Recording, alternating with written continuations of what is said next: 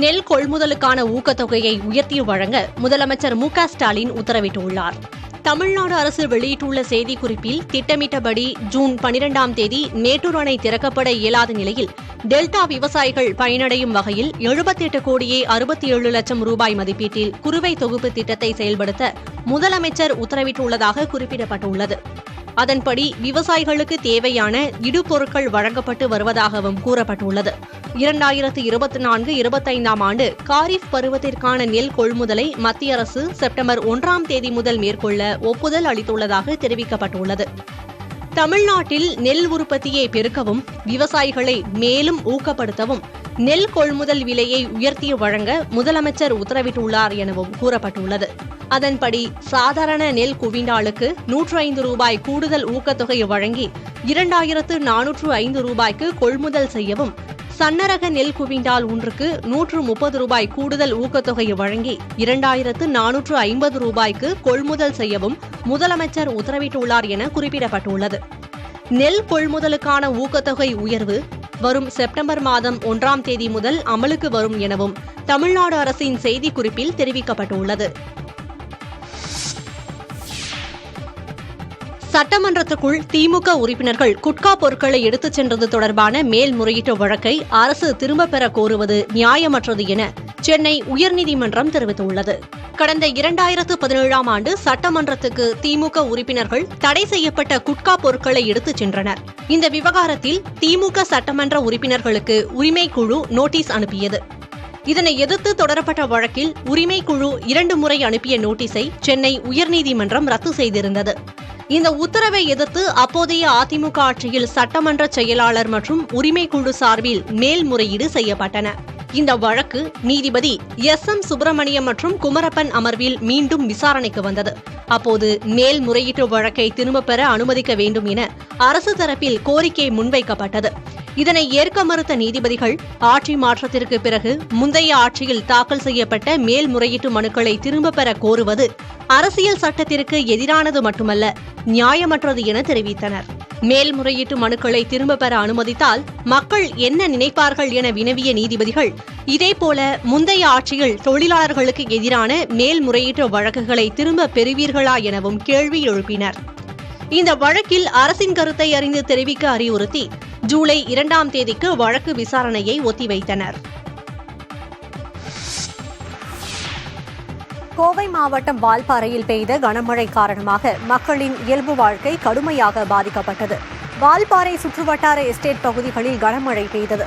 இதனால் அண்ணாநகர், காமராஜர் நகர், கூட்டுறவு காலனி உள்ளிட்ட பகுதிகளில் மின் இணைப்பு துண்டிக்கப்பட்டதால் மக்கள் அவதியடைந்தனர். தொடர் மழையால் நீர்நிலைகளில் தண்ணீர் வரத்து அதிகரித்தது. ஆறுகளில் தண்ணீர் பெருக்கெடுத்து ஓடியது. கனமழையின் போது அண்ணாநகர் பகுதியில் அமுதா என்பவரின் வீட்டின் சுவர் இடிந்து விழுந்தது. இதில் வீட்டில் இருந்த அமுதாவும் அவரது குழந்தையும் நல்வாய்ப்பாக உயிர் தப்பினர். இந்த சம்பவத்தை தொடர்ந்து வருவாய்த்துறை மற்றும் நகராட்சி நிர்வாக அதிகாரிகள் ஆய்வு செய்து நிவாரணம் வழங்கினர். இதனிடையே கனமழை காரணமாக கோவை மாவட்டம் பொள்ளாச்சியில் உள்ள ஆழியார் கவியருவியில் தண்ணீர் ஆர்ப்பரித்து கொட்டியது. இதனால் அருவிக்கு செல்ல சுற்றுலா பயணிகளுக்கு தடை விதித்து வனத்துறை உத்தரவிட்டது.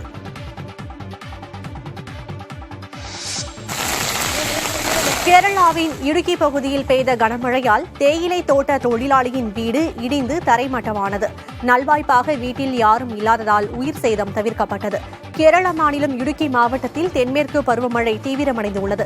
வண்டி பெரியாறு அருகே வாளாட்டி எஸ்டேட்டில் தேயிலை தோட்ட தொழிலாளர்கள் குடியிருக்கும் தொடர் குடியிருப்பு உள்ளது. கனமழையால் இங்கு வசிக்கும் சசி ஓமனா தம்பதியினரின் வீடு முழுவதுமாய் இடிந்து விழுந்து தரைமட்டமானது. நல்வாய்ப்பாக வீட்டில் யாரும் இல்லாததால் உயிர் சேதம் தவிர்க்கப்பட்டது. இதையடுத்து அந்த தொடர் குடியிருப்பில் வசிக்கும் இதர 6 குடும்பங்கள் பாதுகாப்பான இடத்தில் தங்க வைக்கப்பட்டுள்ளனர்.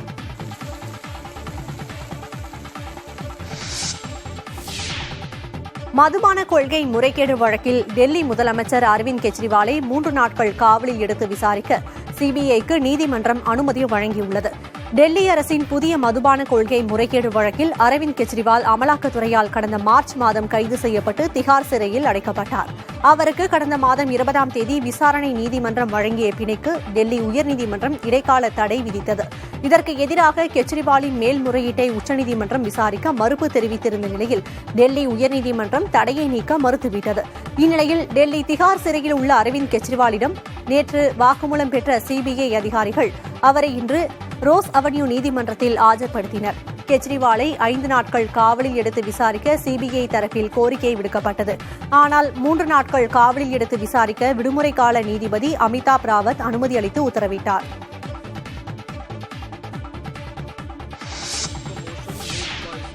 மக்களவை சபாநாயகராக பாஜக எம்பி ஓம் பிர்லா மீண்டும் தேர்வு செய்யப்பட்டார்.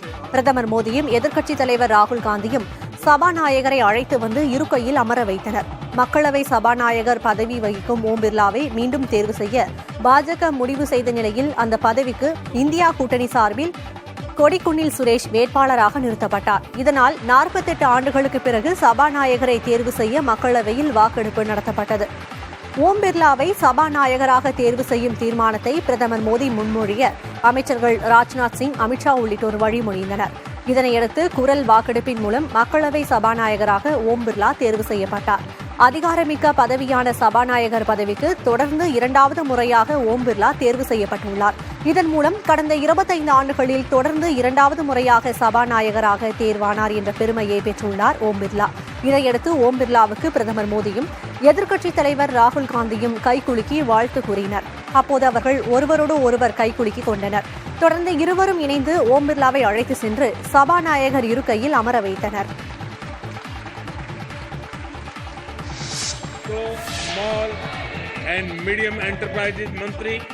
நாடாளுமன்றத்தில் பிரதமர் மோடி அமைச்சர்களை அறிமுகப்படுத்தி பேசியபோது மத்திய கல்வி அமைச்சர் தர்மேந்திர பிரதானுக்கு எதிராக எதிர்க்கட்சி உறுப்பினர்கள் கண்டன முழக்கங்களை எழுப்பினர்.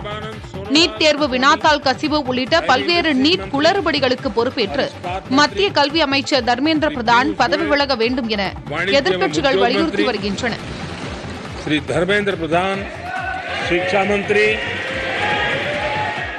நாடாளுமன்ற உறுப்பினராக பதவியேற்ற போது அவருக்கு எதிராக எதிர்க்கட்சி உறுப்பினர்கள் கடும் அமளியில் ஈடுபட்டனர். இந்நிலையில் நாடாளுமன்றத்தில் பிரதமர் மோடி அமைச்சர்களை அறிமுகப்படுத்தி பேசினார். அப்போது கல்வி அமைச்சர் தர்மேந்திர பிரதானின் பெயரை பிரதமர் உச்சரித்த போது எதிர்க்கட்சி உறுப்பினர்கள் அவமானம் அவமானம் என முழக்கங்களை எழுப்பினர். இதனிடையே மத்திய கல்வி அமைச்சர் தர்மேந்திர பிரதான் பதவி விலக வலியுறுத்தி டெல்லி ஜந்தர் மந்தரில் JNU மாணவர் அமைப்பினர் போராட்டம் நடத்தினர்.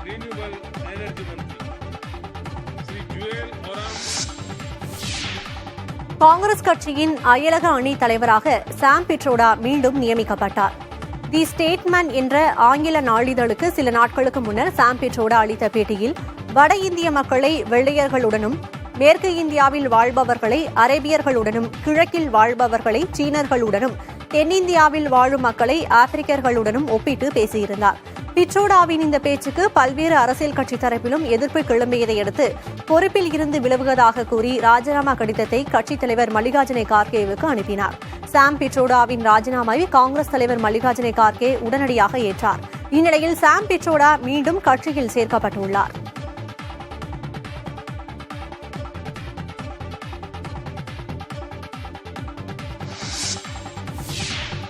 நீட் மற்றும் நெட் தேர்வு முறைகேடுகளுக்கு கண்டனம் தெரிவித்து கேரள சட்டமன்றத்தில் தீர்மானம் நிறைவேற்றப்பட்டுள்ளது. ஜூன் 18ஆம் தேதி நடைபெற்ற UGC நெட் தேர்வு முறைகேடு புகார்களால் மறுதினமே ரத்து செய்யப்பட்டது. முதுநிலை மருத்துவ மாணவர் சேர்க்கைக்கான நீட் தேர்வும் ரத்து செய்யப்பட்டது.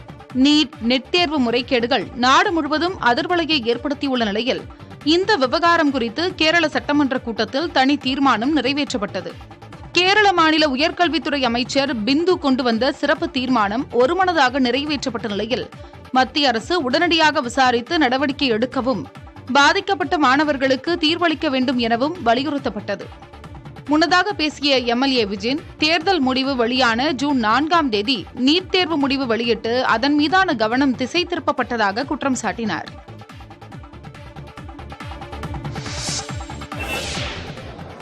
கர்நாடக மாநிலத்தில் இளைஞர் ஒருவர் திருமணத்துக்கு பெண் கேட்டு மாவட்ட ஆட்சியரிடம் மனு அளித்த சம்பவம் சிரிப்பலையை ஏற்படுத்தியுள்ளது. கொப்பல் மாவட்டத்தில் ஆட்சியர் தலைமையில் மக்கள் குறைதீர் கூட்டம் நடைபெற்றது. இதில் காவல்துறை, வருவாய்த்துறை, சமூக நலத்துறை உள்ளிட்ட பல்வேறு துறை அதிகாரிகள் பங்கேற்றிருந்தனர். அப்போது ஆட்சியரிடம் மனு அளித்த இளைஞர் ஒருவர் தனது மனு குறித்து மைக்கில் பேசினார். அப்போது திருமணத்துக்கு பெண் தேவை என்றும், அந்த பெண் படித்திருக்க வேண்டிய கட்டாயம் இல்லை என்றும், வசதியான குடும்பமாக இருக்க தேவையில்லை எனவும் தனது நிலைப்பாட்டை வெளிப்படுத்தினார். இதை கேட்ட அதிகாரிகள் உள்ளிட்ட பலரும் சிரிக்க தொடங்கினர்.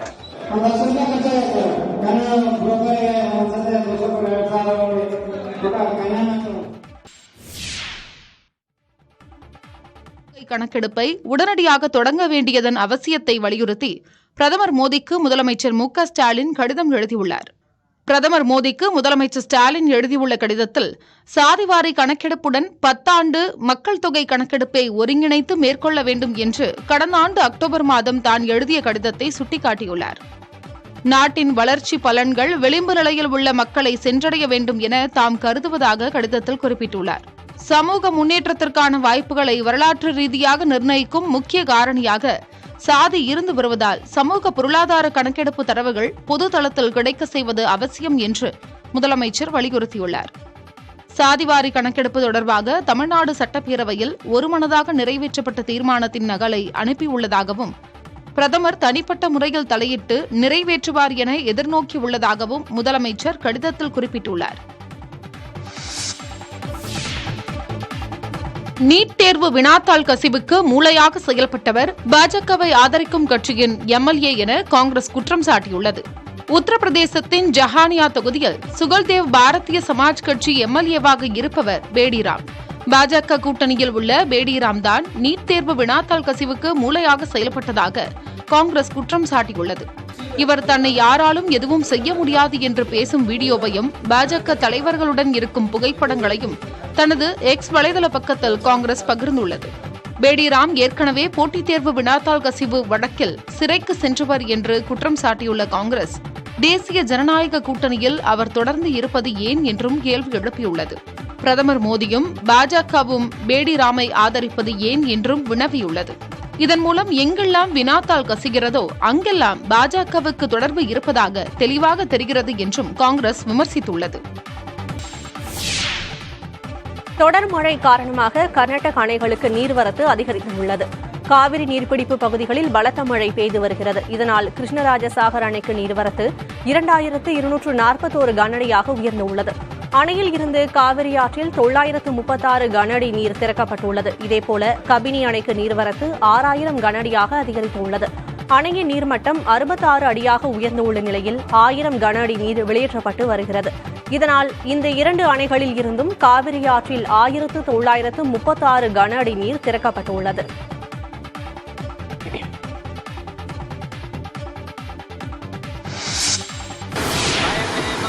கேரள மாநிலம் இடுக்கியில் பெய்து வரும் கனமழை காரணமாக கல்லார்குட்டி அணை திறக்கப்பட்டுள்ளது.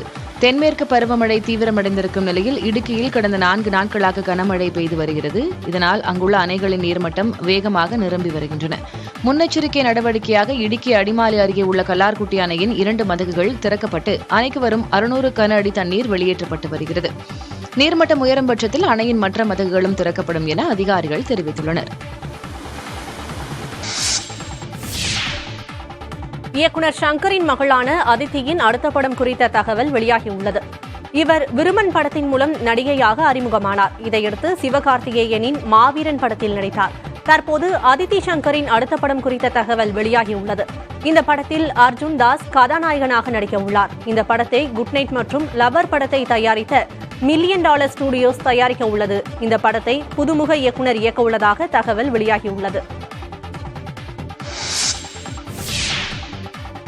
தக் லைஃப் படத்தில் முக்கிய வேடத்தில் நடித்து வரும் சிம்பு படத்தின் கடைசி கட்ட படப்பிடிப்பிற்காக 25 நாட்கள் கால்ஷீட் வழங்கியுள்ளதாக தகவல் வெளியாகியுள்ளது. இப்படத்தை ராஜ்கமல் பிலிம்ஸ் மற்றும் மெட்ராஸ் டாக்கீஸ் மற்றும் ரெட் ஜெயின்ஸ் மூவிஸ் ஆகிய தயாரிப்பு நிறுவனங்கள் இணைந்து தயாரிக்கின்றன. இந்த படத்தின் படப்பிடிப்பு விரைவில் முடிவடையும் என்று எதிர்பார்க்கப்படுகிறது. படத்தில் கமல்ஹாசன், சிம்பு, த்ரிஷா, கௌதம் கார்த்திக், நாசர் மற்றும் பலர் நடிக்கின்றனர். இதில் சிம்பு முக்கிய கதாபாத்திரத்தில் நடித்து வருவதாக தகவல் வெளியாகியுள்ளது.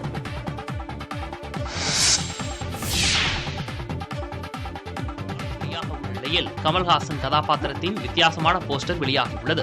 கல்கி 2898 AD திரைப்படத்தில் பிரபாஸ், அமிதாப் பச்சன், கமல்ஹாசன், தீபிகா படுகோன் ஆகியோர் முக்கிய வேடத்தில் நடித்துள்ளனர். இந்த படம் 600 கோடி ரூபாய் பட்ஜெட்டில் தயாரிக்கப்பட்டுள்ளது. இதில் கமல்ஹாசன் வில்லன் கதாபாத்திரத்தில் நடிப்பதாக கூறப்படுகிறது. இந்த நிலையில் சுப்ரீம் யாஸ்கின் என்ற கமலின் கதாபாத்திரத்தின் போஸ்டரை படக்குழுவினர் வெளியிட்டுள்ளனர். கமலின் வித்தியாசமான தோற்றம் ரசிகர்கள் மத்தியில் பேசுபொருளாகியுள்ளது. நடிகர் அஜித் பந்தய காரை வேகமாக இயக்கியது தொடர்பான காட்சிகள் இணையத்தில் வைரலாகியுள்ளன. அஜித்தின் மேலாளர் சுரேஷ் சந்திரா தனது சமூக வலைதளத்தில் வீடியோ ஒன்றை வெளியிட்டுள்ளார். அதில் துபாயில் கடந்த 21ஆம் தேதி பந்தய காரை அஜித் வேகமாக ஓட்டிச் செல்லும் காட்சிகள் இடம்பெற்றுள்ளன. இந்த வீடியோவில் பாதுகாப்பு உடைகள் மற்றும் ஹெல்மெட் அணிந்து கொண்டு காரை ஸ்டார்ட் செய்வதும், கார் சுமார் 200 கிலோமீட்டருக்கும் அதிகமான வேகத்தில் செல்லும் காட்சியும் இடம்பெற்றுள்ளன. இதனை அஜித் ரசிகர்கள் இணையத்தில் பகிர்ந்து வருகின்றனர். முன்னதாக விடாமுயற்சி படப்பிடிப்பு குறித்த காட்சிகளை சுரேஷ் சந்திரா வெளியிட்டிருந்தார்.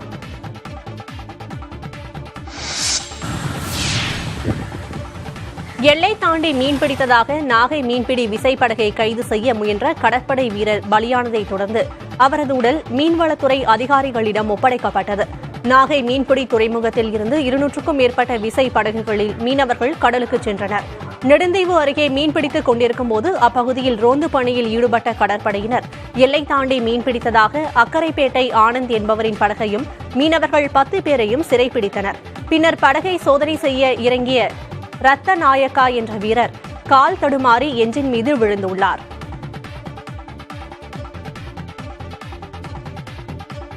அடிபட்டதில் நிகழ்விடத்திலேயே உயிரிழந்தார். இதுகுறித்து விசாரணை அறிக்கை தாக்கல் செய்யப்பட்டதன் அடிப்படையில் கைது செய்யப்பட்ட 10 மீனவர்களும் யாழ்ப்பாணம் மீன்வளத்துறை அதிகாரிகளிடம் படகுடன் ஒப்படைக்கப்பட்டனர். எல்லை தாண்டி மீன்பிடித்த தமிழக மீனவர்களை கைது செய்ய முற்பட்டபோது இலங்கை கடற்படை வீரர் உயிரிழந்த சம்பவம் தமிழக கடலோர மீன்பிடி தொழிலாளர்களிடையே அச்சத்தை ஏற்படுத்தியுள்ளது.